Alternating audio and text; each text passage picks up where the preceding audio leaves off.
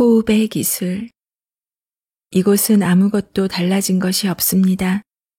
올이 다 드러난 페르시아 양탄자, 페인트 칠이 벗겨진 채 산들바람에 덜컹거리는 창틀, 페이지 스트리트를 굴러가는 낡은 디젤 트럭 몇몇이 그르렁거리는 소리, 떨어지는 부스러기를 비추는 황달 걸린 가로등, 몇몇 사람들 낯이 익습니다. 죄수 같은 눈빛의 남자와 앞머리로 이마를 가른 다른 남자, 딱히 어딘지 알 수 없는 동유럽의 억양을 구사하는 금발 여자. 나는 전에 늘 앉던 구석자리를 찾아 창가에 앉습니다. 이 방에 와서 온전히 호흡의 가능성을 느낀 지 10년이 지났습니다. 여행과 연구, 그리고 실험에 몸을 바친 10년의 세월. 그동안 나는 호흡의 효과가 막대하다는 것을, 때로 헤아릴 수 없을 정도라는 것을 배웠습니다. 하지만 그래도 뭔가 미진합니다. 몇 달 전 그것이 분명해지자 가슴이 먹먹해졌습니다. 그때 나는 오리건주 포틀랜드에 있었는데 이 책의 내용을 토대로 막 강의를 마친 참이었습니다.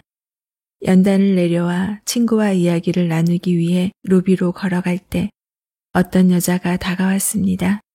눈망울이 커다란 그녀는 초조하게 손가락을 꼼지락거렸습니다. 그녀는 어머니가 폐색전증에 걸렸는데 폐의 혈전을 제거할 수 있는 호흡법이 절실히 필요하다고 내게 말했습니다. 그리고 몇 주 후 비행기 옆자리에 앉은 어떤 여자가 내 노트북 화면에 두개골 사진을 보더니 내게 무슨 일을 하냐고 물었습니다.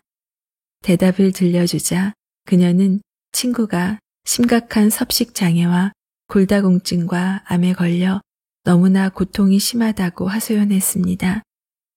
어떤 치료도 효과가 없었다고 합니다. 친구가 건강을 되찾을 수 있는 호흡법을 처방해 달라고 그녀는 애원했습니다. 내가 이들에게도 설명했지만 이 자리에서 분명히 밝혀두고 싶은 것이 있습니다. 그건 숨쉬기가 여느 치료법이나 약물과 마찬가지로 만능이 아니라는 사실입니다. 호흡을 빠르게 하든 느리게 하든 전혀 하지 않고 숨을 참든 그것은 폐색전증을 없앨 수는 없습니다.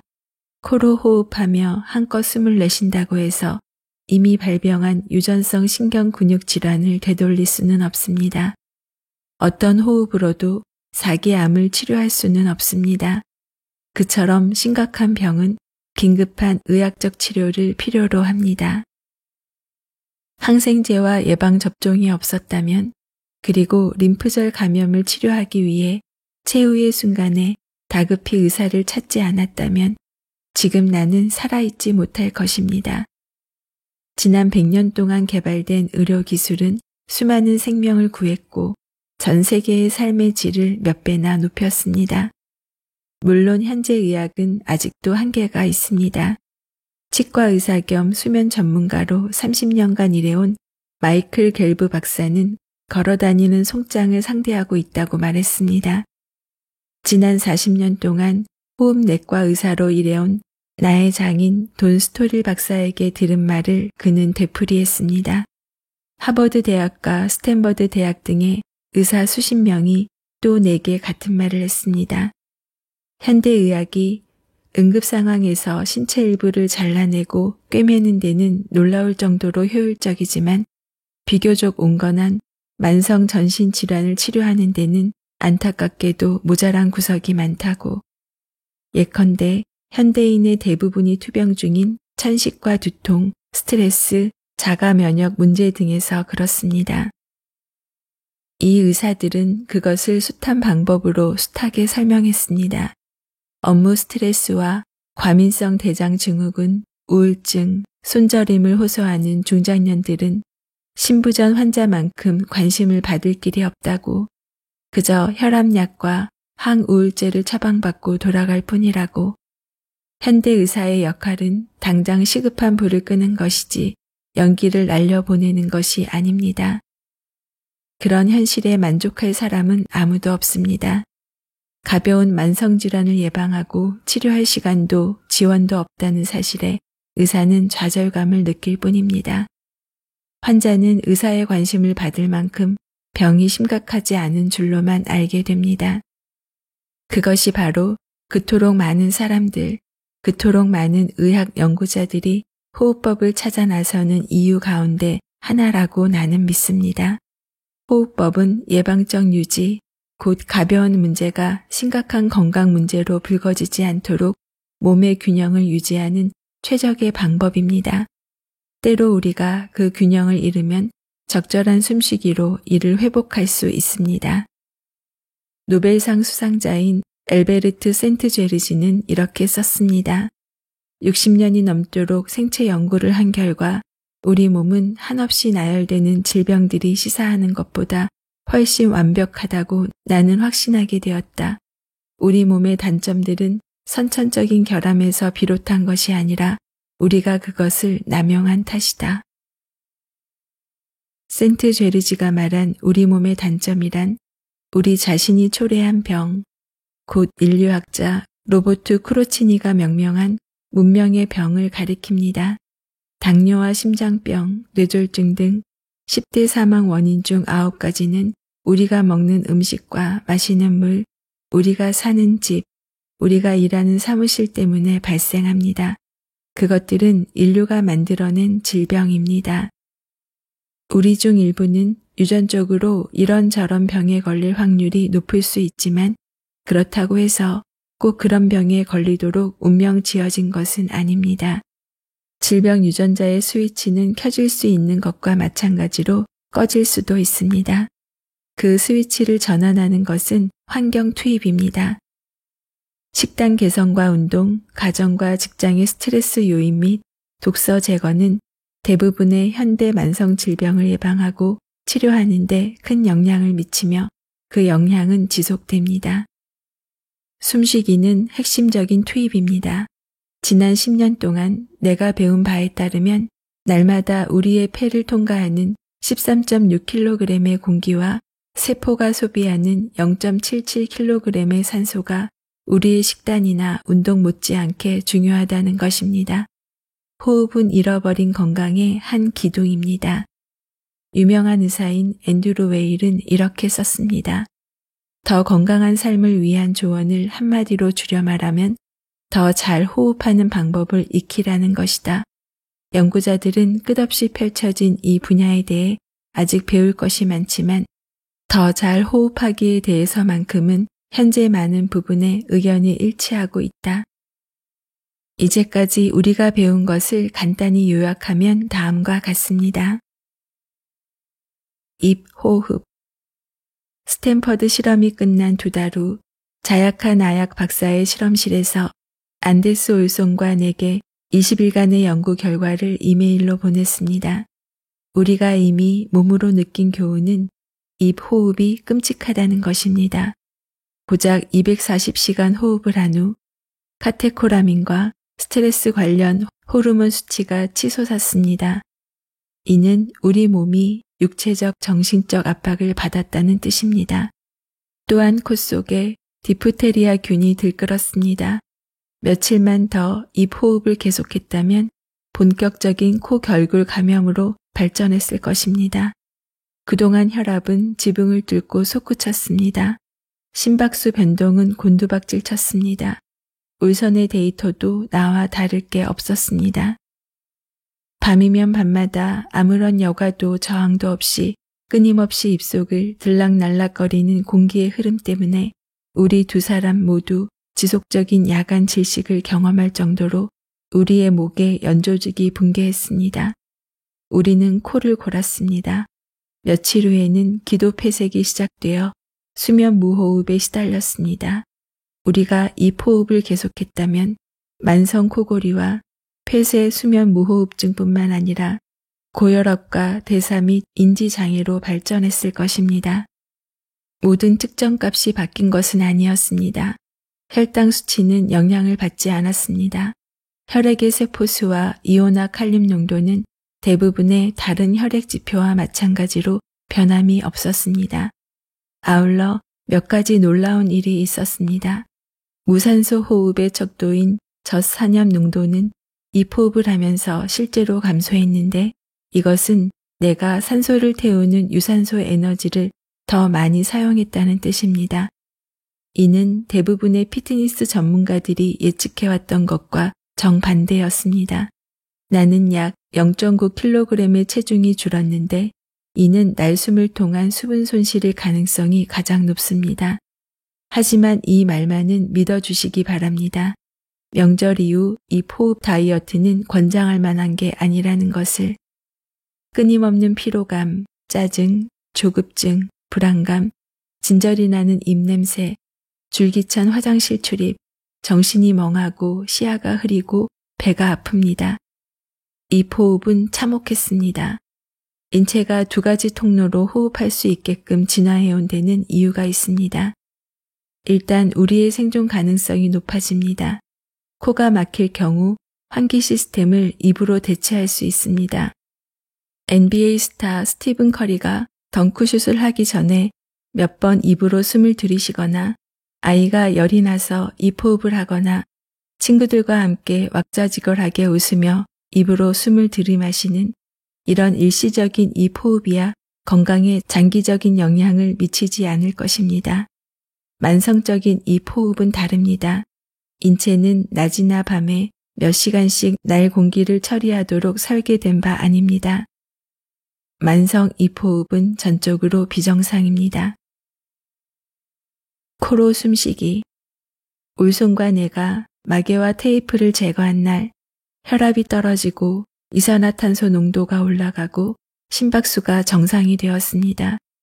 코골이는 입호흡 때마다 30배가 줄어 야간 몇 시간에서 몇 분으로 줄었습니다. 이틀도 지나지 않아 우리 둘 다 전혀 코를 골지 않게 되었습니다. 코 속 세균 감염은 치료도 받지 않고 금방 사라졌습니다. 코로 숨을 들이쉬면서 자연 치유가 된 것입니다. 스탠버드 대학 음성삼킴센터의 언어병리학 박사 앤 키언이는 우리의 데이터와 그녀 자신의 코막힘과 이 포흡 극복 경험에 깊은 인상을 받아 내가 이 책을 쓰는 동안 500명의 연구 대상자와 함께한 2년의 연구 결과를 종합해 수면 테이프가 코골이와 수면 무호흡증에 미치는 영향을 연구하고 있습니다. 코호흡의 이점은 잠자리에서만 국한된 게 아닙니다. 내 실내 자전거 운동 수행 능력이 10% 정도 상승했습니다. 이러한 결과는 스포츠 훈련 전문가 존 두이야드가 보고한 이점과 비교하면 크게 차이가 났지만 그래도 경기장에 나서는 선수라면 10%, 심지어 1%라도 더 낮기를 원하지 않는 선수는 없을 것입니다. 다소 개인적인 이야기지만 열흘간의 코막힌 실험 후 비로소 다시 코호흡을 하자 호흡이 너무나 찬란해서 눈물이 날 정도였습니다. 이때 나는 빈코 증후군에 시달리는 환자들과 인터뷰를 한 생각이 났습니다. 그들은 작은 장애를 제거하기 위해 코 수술을 했던 것이 미친 짓이었다며 더는 의사를 탓하는 것도 포기하고 그저 입으로 숨을 쉬며 살 수밖에 없었습니다. 내내 만성 알레르기와 코막힘을 달고 산 아이들도 생각났습니다. 매일 밤마다 질식하는 것이 불가피한 노화 가정이라고 스스로를 다독이는 사람들도 생각났습니다. 내쉬기. 칼 토스는 우리가 신선한 공기를 더 많이 받아들일수록 우리의 몸은 모든 공기를 배출해야 한다는 것을 가르치며 반세기를 보냈습니다. 불치병이었던 폐기종은 거의 완전히 회복될 수 있는 것으로 보고되었고 오페라 가수들은 목소리에 더 많은 공명과 톤을 실을 수 있었습니다. 천식 환자들은 더 이상 발작하지 않았고 올림픽 단거리 선수들은 잇따라 금메달을 땄습니다. 완전히 날숨을 배출한다는 게 별일인가 싶지만 실천하기가 만만치 않습니다. 우리들 대부분이 매 호흡마다 전체 폐활량의 극히 일부만 사용합니다. 호흡은 빈번하게 하면서도 얻는 것이 더 적습니다. 건강한 호흡의 첫 단계 중 하나는 이러한 호흡을 연장하고 횡격막을 조금 더 위아래로 움직이며 새로 들숨을 쉬기 전에 묵은 공기를 최대한 배출하는 것입니다.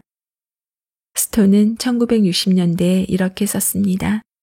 조정된 호흡 패턴과 비정상적인 호흡 패턴의 차이는 최고 효율로 기능하는 것과 그저 기능하는 것의 차이이다. 엔진은 작동하기 위해 최고의 상태일 필요가 없지만 최고의 상태라면 당연히 성능이 더 좋을 수밖에 없다. 숨 참기. 이산화탄소 요법 실험을 한 몇 달 후 나는 집에서 일요신문의 부고란을 살펴보다가 도널드 클라인 박사가 사망한 것을 알게 되었습니다. 클라인은 몇 년 전에 걸쳐 화학 수용체 유연성, 이산화탄소, 불안감 사이의 연관성을 연구한 정신과 의사였습니다. 나는 이 부고를 보고 파인스타인에게 메일을 보냈습니다. 그는 망연자실하고 있었습니다. 그는 클라인에게 날아가 몇 주 동안 게임의 판도를 바꿀 발견이 될 수 있는 것을 같이 연구할 계획이었다고 내게 말했습니다. 공포와 감정에 대한 인식을 조절하는 데 도움을 주는 머리 양쪽 측면의 끈적끈적한 편도체는 우리의 호흡도 통제한다는 사실이 밝혀졌습니다. 간질 환자의 이 네 부분을 전극으로 자극하면 환자는 즉시 호흡을 멈춥니다. 환자는 호흡이 멈춘 것을 전혀 몰랐습니다. 호흡이 멈춘 지 오래되어 이산화탄소 농도가 상승해도 그것을 느끼지 못하는 것 같았습니다. 화학 수용체와 편도체 사이의 소통은 양방향으로 작용합니다. 곧 이들 구조는 끊임없이 정보를 교환하고 호흡을 조절합니다. 통신이 두절되면 대혼란이 뒤따릅니다. 불안 장애를 지닌 사람들은 이 부위들 사이의 연결에 문제가 있을 가능성이 있다고 파인스타인은 생각했습니다. 그래서 일과 중 자기도 모르게 숨을 참게 되는 것입니다. 이들은 인체에 이산화탄소가 너무 많아질 경우에만 화학 수용체가 작용해 즉시 호흡을 하라고 뇌에 비상신호를 보냅니다. 그러면 환자들은 반사적으로 숨을 내쉬기 위한 싸움에 돌입합니다. 그것이 공황 상태입니다.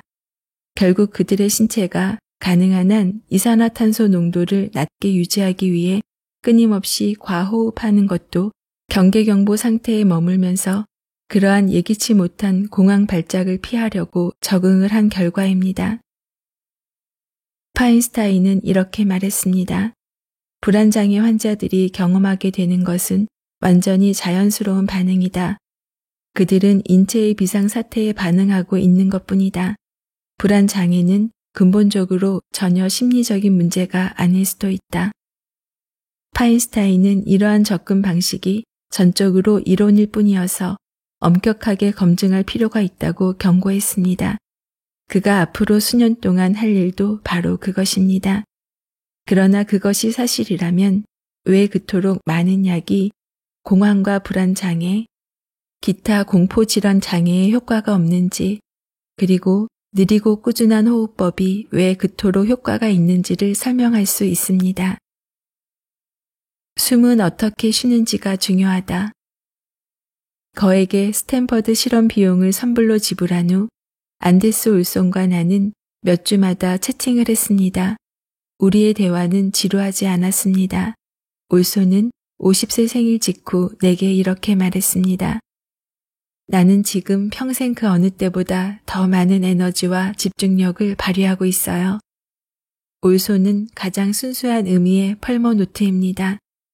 현재 우리가 바로 코앞에 있는 뭔가 기본적이고 본질적인 진리를 놓치고 있다는 자각에서 비롯한 독자적인 연구자인 것입니다. 지난 모든 여행과 고행을 통해 내가 믿게 된 하나의 교훈, 하나의 등식이 있는데 그것은 바로 건강과 행복과 장수의 근원은 곧 숨쉬기라는 것입니다. 이것을 알아내는데 10년이 걸렸다고 말하자니 좀 머쓱하기도 하고 왠지 시시해 보일 수도 있을 것 같습니다. 하지만 잊지 말아야 합니다. 자연은 단순하지만 미묘합니다. 완벽한 호흡은 이런 것입니다. 약 5.5초 동안 숨을 들이쉬고 5.5초 동안 내쉰다. 1분 동안 5.5회 호흡을 하며 모두 약 5.5리터의 공기를 호흡합니다. 완벽한 이 호흡을 몇 분만 해도 좋고 몇 시간 동안 해도 좋습니다. 인체 효율을 최고로 높이는 호흡은 아무리 오래 해도 지나칠 리 없습니다. 그런 횟수로 우리가 느리고 더 적게 호흡하는데 도움이 되는 몇 가지 장치를 만들고 있다고 울손이 내게 말했습니다. 날숨 속의 산화질소와 이산화탄소, 암모니아 등 화학 물질을 측정하는 휴대용 장치인 브레스QI 생산은 마무리 단계에 이르렀다고 합니다. 그리고 완벽한 호흡의 효과를 북돋는 실험 소품들도 제작 중입니다. 코로 느리고 더 적게 숨쉬기와 최대한 내쉬기는 우리도 모르는 사이에 여느 사업 못지않게 훌륭하다는 것을 잊지 말아야 합니다. 호흡법은 배터리와 와이파이도 헤드기어도 스마트폰도 필요하지 않습니다. 비용이 들지 않고 별도 시간과 노력도 거의 필요 없습니다. 언제 어디서든 원하기만 하면 할 수 있습니다. 이 호흡법은 먼 우리 조상들이 25억 년 전 슬러지 속에서 기어 나온 이후 줄곧 실천해 왔고 우리 호모종이 수십만 년 동안 코와 입술과 폐만으로 완성해온 기술입니다. 나는 늘 이 호흡법을 스트레칭 하듯 합니다. 오래 앉아 있거나 스트레스를 받은 후 정상으로 돌아오기 위해서 말입니다. 그러다 여분의 힘이 필요할 때면 여기 헤이트 애시버리의 빅토리아풍 낡은 집에 와서 10년 전 처음 만난 수다르샹 그리아 호흡자들과 함께 덜컹거리는 이 창문 옆에 앉습니다. 이제 방은 가득 찼습니다. 20명이 동그랗게 둘러앉아 목을 풀고 양털 담요로 무릎을 덮습니다. 강사가 벽에 붙은 스위치를 끄면 어스레한 가로등이 마룻바닥에 긴 그림자를 들이웁니다. 어둠 속에서 강사는 우리가 찾아준 것을 고마워하고 짧은 앞머리를 옆으로 비껴 넘기고는 낡은 휴대용 카세트를 조정한 다음 플레이를 누릅니다. 우리는 첫 숨을 들이쉽니다. 그리고 두 번째 숨을. 파도가 밀려와 우리를 말끔히 씻기고 돌이켜 물러나 다시 돌아갑니다. 안녕하세요. 북튜버 미소영입니다. 오늘 소개한 내용은 제임스 네스터의 호흡의 기술입니다. 저자는 자료 조사와 집필에 꼬박 10년이 걸려서 이 책을 완성했는데요. 인간의 가장 기본적인 생명활동인 숨쉬기 이면에 과학을 탐구하여 호흡의 잠재력을 파헤치고 있습니다. 이 책은 코로나19가 세계적으로 대유행한 2020년 5월에 출간되었는데요. 생물학의 변방에서 간과해왔던 호흡을 뜨거운 화두로 부상시키며 화제작으로 떠올랐고 수많은 언론의 호평을 이끌어냈다고 합니다. 프롤로그 내용을 보면 이 책은 잃어버린 호흡의 기술과 과학에 대한 과학적인 모험입니다. 보통 사람이 숨을 들이쉬고 내쉬는 데 걸리는 시간은 3.3초인데 이때마다 우리 몸 안에서 일어나는 변화를 탐구합니다.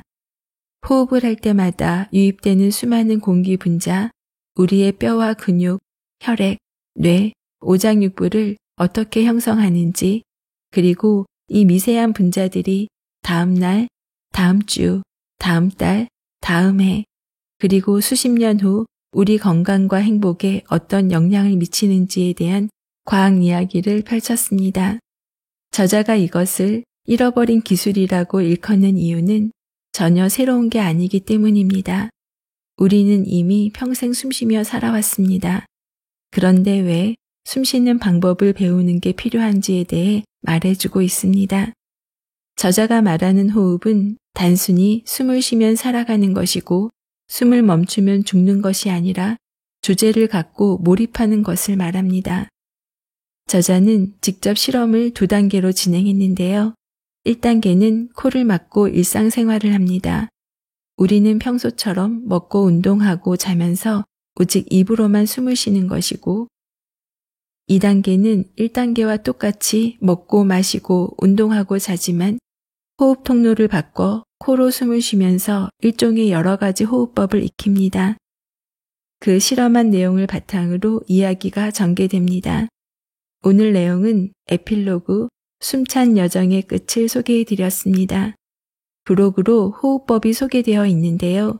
콧구멍 교대 호흡, 호흡 조정, 공명호흡, 부테이코 호흡, 투모, 수다르샹크리아, 요가호흡, 박스호흡, 숨참기 보행입니다. 일상생활에서 걷기나 요가, 명상할 때 적용하면 좋은데요.